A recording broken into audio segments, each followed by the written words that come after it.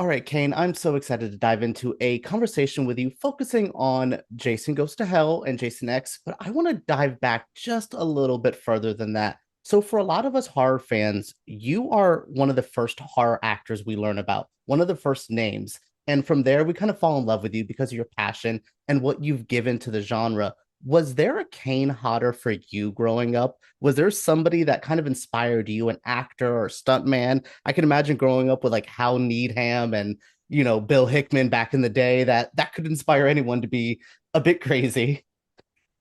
Well, there were certain people like Hal Needham definitely did, but what I always was surprised about was he was one of those guys that um, always talked about and almost bragged about how many bones he broke. You're bragging about getting hurt, then you're kind of bragging about fucking up. Because Yeah. the whole point is to do stunts successfully, not to do stunts and have to go to the hospital afterwards. Um, and to add on to that, I have never broken a bone in my life. That is Four, impressive. 48 years of stunts, and I played all kinds of sports when I was a kid and high school and everything, and never broken a bone to this day, which I think is extremely unusual for anyone, but then especially a stunt person. So I'm very proud of that. So, and I'm not going to knock on wood because I don't believe in that, but No, I love what you said about that because I come from loving professional wrestling and they have a mindset of if we got hurt, then why are we bragging about it? Like there's no we're yeah, supposed to do this successfully and not get anyone injured. So I love that you're like, that is kind of the exactly. role of us. And I just love that, you had such an interesting era of stunt people there, and then you kind of get into it. But tell me about finding Friday 13th. Were you a fan in 1980 when it came out? How did you discover the franchise when it first came onto the scene? Definitely a fan from the very beginning, even from 1978 with Halloween. I loved horror films even when I was a kid. The Birds was the first one that scared the hell out of me. Um, with that person with their eyes pecked out. Terrified me for a long time. And I probably watched it at too young an age. Um, but uh, 1978 is when the first Halloween came out. Yeah. And I wasn't really, I mean, I got burned in July of 77. And I was in the hospital till uh, right at the end of the year, so 5.5 months. And then it was another at least 6 months home care and stuff like that because the injury is so devastating. But so I didn't see the first Halloween in theaters, but I always loved that character also. Yeah. But the two that I was most attracted to were Michael and Jason. And when I saw the early Friday movies, I was like, man, that would be so much fun to play a character like that. And, never dreaming that I'd ever be in the position to do so. I mean, it still seems surreal sometimes when I think about it, how much I love the character. And now I'm the guy that's going to be playing it. And I said, I have to do everything I can to do this character justice because, six other guys have played the character before me. Yeah. They each did one movie. And so when I did part seven, I was like, I have to do whatever I can to keep the integrity of the character and the excitement and stuff. But I also wanted to, you know, add a little more to it Yeah. because, when Jason was just standing, you have no facial expressions, no voice. I said, it's not that scary to me. But what can I do to make him look more scary? And that's when I came up with the breathing thing. And so for the first few months, whenever I started signing things, because I had played the character now, I used to sign my name and then Jason number 7. And uh, Now you have too after. many Jasons to add to that. Right. I figured, well, that, I'm one of the guys. I never expected to continue playing the character. That's why I put number 7. Once I was hired and started Jason Takes Manhattan, I dropped that number 7. So that's probably a more collectible autograph because I only signed that version for like 8 months. Oh, there is some horror collector right now who heard that and is going to dig through some files. I Oh, love that. And yeah. what was like getting those calls kind of returning each time from 7 to 8 and then 8 leading into, we'll talk about it. One of my personal favorites, 9. My goodness, that's one of my favorite Jasons there. Yeah, it was, part 7, I think you already know, but I didn't have to audition. Hmm. I had impressed the right person, which is John Beekler, on a movie we shot in Wyoming called Prison. And I did a full body makeup, lenses, dentures, and everything for a couple days. And Bill Butler did my makeup. And the following year, Beekler got hired to direct part 7. And from the beginning said, this is the guy that's going to play Jason. He kept insisting to Paramount that it should be me. And they're like, well, shouldn't we get somebody a little taller? Or so he goes, nope, just trust me. He's going to be great. And, I mean, I miss him. He died way too young, but he is the reason I ever played the character, him and him alone. I like to think that I continued after that based on the performance, because then Rob Hedden, who directed part 8, said I liked what he did, so he just hired me. No auditioning. I never did audition for Jason in any of them. They just liked the previous work, and Adam Marcus, same thing with Jason Goes to Hell. He just liked it, and Jim Isaac on Jason X, all the same. They just liked what happened, and even after that with Freddy versus Jason. Um, I had a meeting at New Line. This was now New Line and not Paramount anymore. And they gave me the script and said, we're finally doing this. So to me, I thought I had the job again. Yeah, I mean, that's one of our horror what ifs is what would have been like with you. And just, I mean, I can imagine the sass between you and Robert England behind the scenes, even not even Oh, stuff we would have seen on oh, camera for would have been. sure. For The sure. behind the scenes footage would have been amazing of that. And I mean, I as a Jason fan, I'm a Friday 13th. That's my personal horror franchise. I always love your renditions because you did give him personality, especially with, we look at limited screen time like you had with Jason Goes to Hell, but you still give so much to it. Can you talk to me a little bit about that like FBI ambush scene in the beginning of that? One of the most, I think, iconic entrances here. But tell me about that because it feels like a stunt showcase for you as well. Yeah, I mean, it wasn't as many stunts to do in that one because I wasn't in the costume as many Mm. days as it was on previous ones. Like part 7 had by far the most stunts I've ever done. But Jason Goes to Hell, when I first read the script and said, doesn't seem to be a lot of what we remember as Jason. So I want to do a cameo. And I talked I to love your Adam, and cameo. he loved the idea because, I wasn't in the makeup every day. So I could go ahead and do something else. And I said, I have to talk shit about Jason. And and then of course end up dead. But yeah, that was fun. And what else was really cool is that Jason Goes to Hell was the only one we shot in LA. I Only never knew Friday that. movie I ever shot in LA. And the whole thing was done there. And a lot of it was, I lived in Calabasas at the time. A lot of it was out in Thousand Oaks and Westlake Village and not far from my house, really. So that part of it was nice. And, the look of Jason was pretty cool. It was very uncomfortable. Oh, That suit was the most uncomfortable, hard to work in suit that I've ever done. he was so Uh, lumpy and moldy in that one too. It was that yeah, that was that Jason had gone through it. right. But the good thing was that I didn't have makeup Mm. prosthetics glued over my whole face, just one eye and kind of part of my face. But And I thought, oh, that'll be a little easier. But then I realized, well, the hockey mask is grown into the flesh now, Mm. which means both previous movies, every time we cut, if I was, catching my breath or something, I'd take the mask off and I could breathe easier. Even with all the makeup on part seven, Jason Goes to Hell, I couldn't take the mask off Ugh. until lunch and then until wrap again.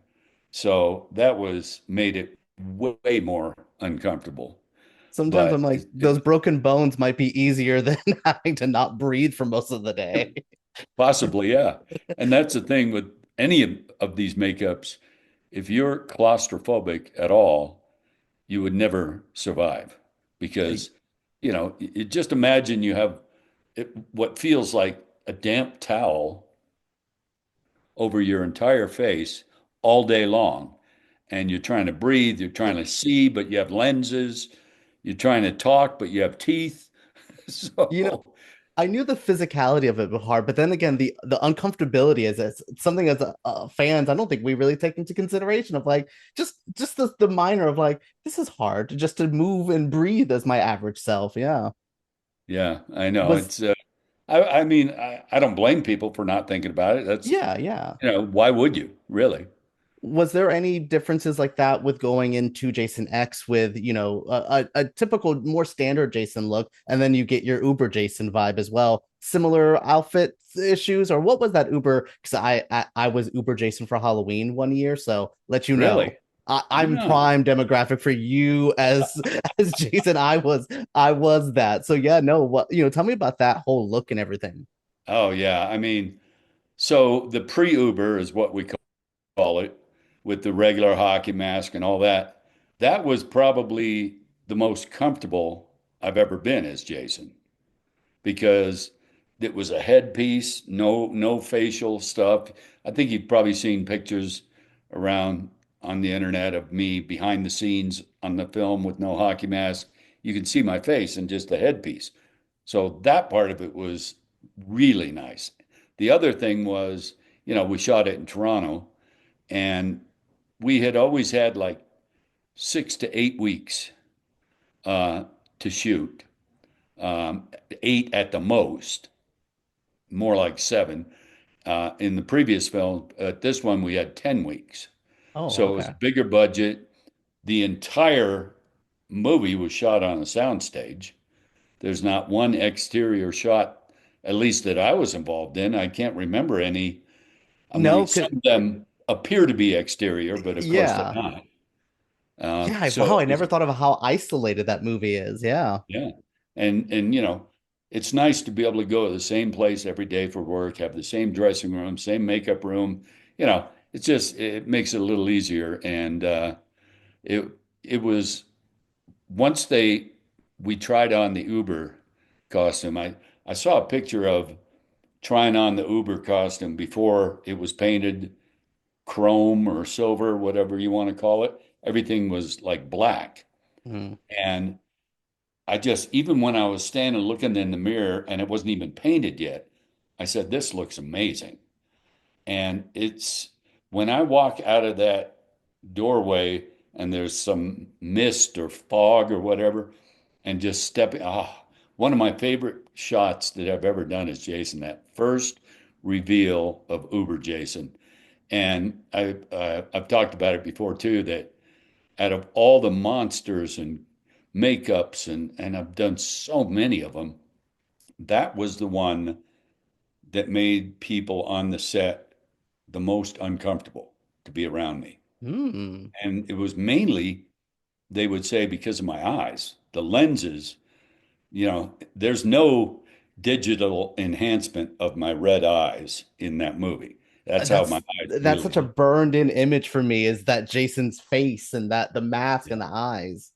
Yep. And it looks so creepy if I just was ready to shoot a scene and kind of in character, because I always would fuck with people on the set just to have fun. But if I'd be next to somebody like who was going to mark the shot right after we rolled, before we went into action, I just look at them like this and say something, and You wouldn't want to look.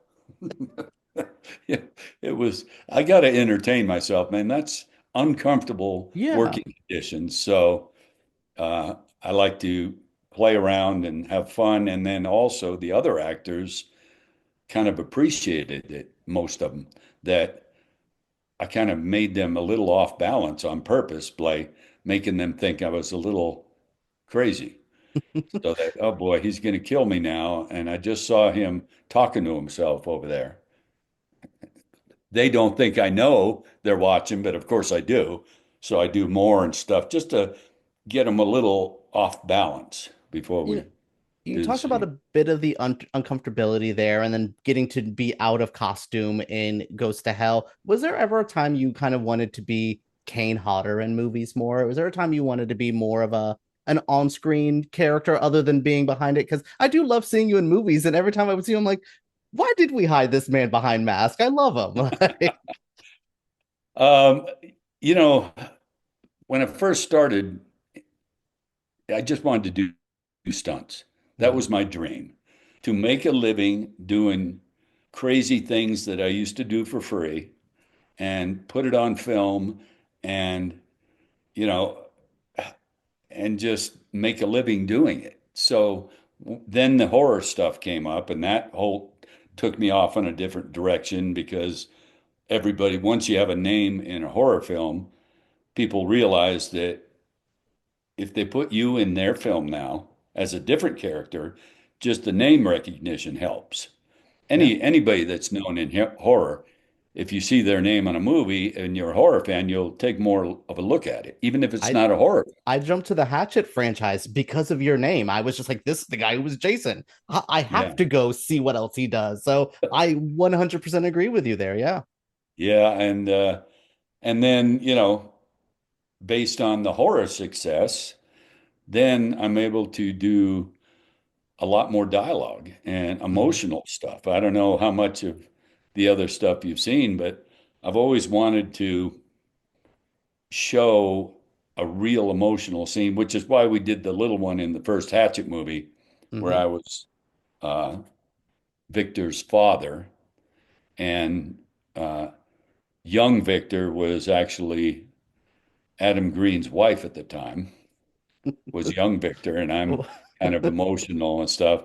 And if whenever you hear in a Hatchet movie the distant wailing of "Daddy," that whole thing, that's a mix of my voice and my oldest son's voice. And he's now 31, but he was pretty young when we did that first Hatchet movie. Yeah. So, I'm about your son's age, so that's kind of funny. No, yeah, I love hearing I just again you're passionate. You kind of remind me of the director Wes Craven in that way, where you guys were secret romantic people or secret dramatic actors or directors that I don't think never got the chance to really get to have those, your Oscar moment or something like that. And I love that you yeah, have that passion within you though still. And hey, never we could still have our greats come together and have a nice, retirement home horror film or something like with all right. of you guys coming together. I think that's great. I love that you have again that passion and you do bring it to Jason. As a fan, we know you as Jason, and we love you at conventions and things. I love what you've done also with helping create the brotherhood of Jasons too.